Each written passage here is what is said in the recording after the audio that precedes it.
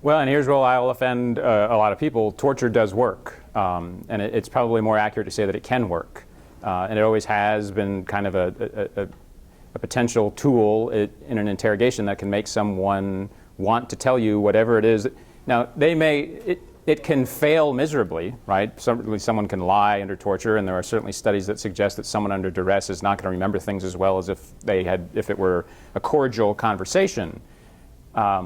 But it's really dangerous, I think, and I think this is one of the reasons it continues to move forward, to get into that back and forth, torture works, no it doesn't, yes it does, no it doesn't, and the only reason that we shouldn't do it is because it's an ineffective technique, right? I use plenty of very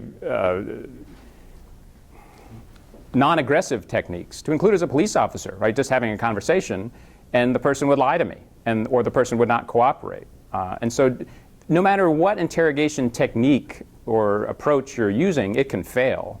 It can also succeed.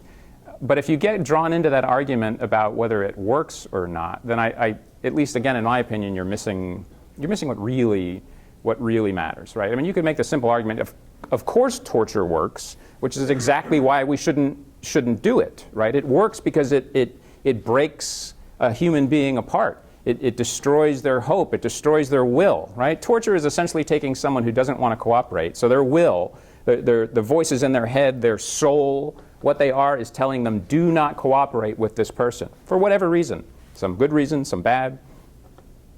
Torture is the interrogator inserting himself or herself into that other person and taking charge of that will, right? However it works. And once you've done that, you can't put that person back together, right? And you've broken a piece of yourself off and inserted them in that person, and you're done too, on some level, right? That's torture. I don't care anymore if it works or if it doesn't. I'm not, if that's all we are as a nation about keeping ourselves safe, then that's not.